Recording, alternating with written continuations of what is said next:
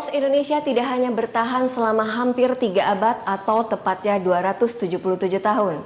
Perusahaan milik negara yang tertua ini mengarungi masa demi masa hingga tiba di era digital. Transformasi dengan aras digitalisasi di semua lini terus diupayakan. Inovasi dan penerapan teknologi dengan platform digital terus digalakan di segala aspek kerja Pos Indonesia. Apa dan bagaimana perjalanan inovasi dan transformasi yang dilakukan Pos Indonesia sejauh ini? Berikut implementasi di lini kerjanya. Pos Corner kali ini saya bersama Direktur Keuangan dan Manajemen Resiko Bapak Endi Patia Rahmadi Abdurrahman. Salam sehat Bapak. Sehat, terima kasih. Iya. Pak Endi, Pos Indonesia di 277 tahun, banyak sekali transformasi dan inovasi yang sudah dilakukan. Nah, apa sih Pak inovasi dari Pos Indonesia selain pengembangan bisnis, baik itu di jasa keuangan dan logistik Pak? Oke, Mbak Pep, jadi terus terang aja inovasi-inovasi di bidang bisnis tentu tidak akan dapat berjalan dengan baik dan menghasilkan sesuatu yang kita inginkan kalau tidak diikuti dengan satu sisi kualitas servisnya, dan kedua juga dari sisi ketepatan teknologinya. Nah, sehingga yang terus kita lakukan adalah mencari cara-cara inovatif bagaimana service quality dari pos itu semakin hari semakin baik, semakin disenangi oleh nasabah kita, sehingga pos itu semakin dianggap keberadaannya, karena mungkin selama ini ada persepsi bahwa pos itu kuno, pos itu hanya mengirim surat saja. Betul. Nah, sehingga sekarang dengan perubahan itu kita ada war room, kita sudah menggunakan robotik. Nah, itu adalah bagian dari sebuah proses panjang sebetulnya yang pos terus lakukan, sehingga kita berusaha akan kembali sebagai leading company di bidang logistik. Karena justru kedepannya core bisnisnya di logistik ya Pak ya. Nah, menyikapi hal tersebut kan Pak, aspek tata kelolanya kan nggak gampang Pak ya. Kalau bisa dilihat tadi bisa Bapak bilang bahwa oh pos itu lama ya, jadul lah kalau bisa dibilang. Nah, aspek-aspek apa Pak yang sudah dilakukan sejauh ini, mengingat Pos Indonesia juga di tahun 2002 sudah menerbitkan obligasinya ya Pak ya. Nah, menurut saya sih tata kelola itu bukan sesuatu yang seharusnya ditakutin. Kita hanya mengelola resiko sebetulnya. Sehingga dalam sebuah perusahaan, semua komponen karyawan yang ada di perusahaan itu harus paham apa sih resiko dari setiap tindakan yang kita lakukan, dan apa yang akan kita lakukan untuk memitigasi resiko tersebut. Nah, sehingga resiko tidak boleh dianggap sebagai ancaman, atau manajemen resiko tidak boleh dianggap sebagai ancaman untuk memperlambat proses bisnis.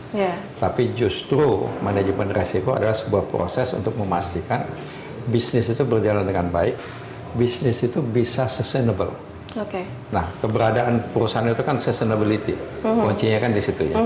Jadi kita harus ongoing.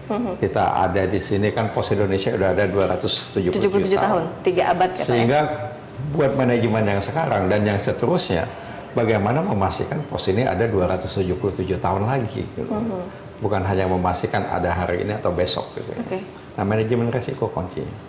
Manajemen resiko kuncinya.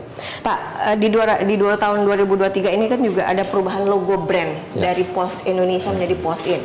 Nah, strategi apa Pak yang dilakukan Pos Indonesia sehingga Pos bisa dibilang sudah bertahan dari krisis pandemi hingga pesatnya kemajuan teknologi dan Pos bisa mengikuti di era teknologi sekarang ini Pak? Ya, jadi perubahan dari logo itu sebetulnya sesuatu yang istilahnya commensurate ya. Berhubungan langsung dengan rencana ke depan. Pos itu bukan hanya sebagai perusahaan yang mengirim surat. Nah, perubahan logo ini sebetulnya bukti nyata dari Pos itu bergerak sebagai perusahaan logistik. Jadi integrated logistik. Bukan hanya kurir, mungkin kalau kurir dari surat ke kurir hampir sama lah ya. Hampir sama lah gitu ya. Hanya bedanya ya dari berat berapa gram up to 2 kilo menjadi 30 kilo. Nah, jadi logistik akan lebih besar lagi. Oke, Pak, di 277 tahun Pos Indonesia ini juga Pos Indonesia mendapatkan banyak sekali penghargaan-penghargaan, Pak. Baik itu penghargaan untuk di internal maupun eksternal. Nah, apa yang dilakukan Pos Indonesia untuk menjaga apa yang selama ini sudah dicapai di titik ini, Pak? Nah, penghargaan-penghargaan itu sebetulnya waktu kita mengikuti proses itu adalah bagian dari kita mengetes diri kita sendiri. Sudah sejauh apa transformasi yang kita lakukan. Nah, pada saat kita memenangkan ya tentu kita harus mempertahankan. Betul. Nah, inilah bagian dari proses yang terus berjalan, jadi tidak puas di satu titik. Ya, jadi terus memang segala upaya dilakukan dari semua lini bisnis Betul. dari Pos Indonesia. Pak, berbicara dari manajemen resiko tadi yang Bapak sampaikan, ini kan sangat krusial dan vital dalam segala kerja Pos Indonesia. Bagaimana kiat dan strateginya Pak untuk menyampaikan bahwa manajemen resiko ini perlu ada di setiap kegiatan ataupun bisnis lini Pos Indonesia Pak? Ya, kita agak beruntung sebetulnya karena risk management atau manajemen resiko itu sendiri menjadi sebuah perhatian yang sangat penting gitu ya dan strategis di level Kementerian BUMN. Nah, sehingga drive-nya buat saya jadi membantu sekali karena ada drive dari pusat gitu ya untuk memastikan bahwa aspek-aspek manajemen resiko menjadi perhatian utama dan bagian dari strategi besar BUMN. Nah, sehingga ya mungkin memang pada taraf awalnya agak challenging gitu. Iya, ternyata Pos Indonesia bisa ya Pak ya. Dan memang harus terbiasa dengan segala strategi yang memang harus ada ya Pak ya.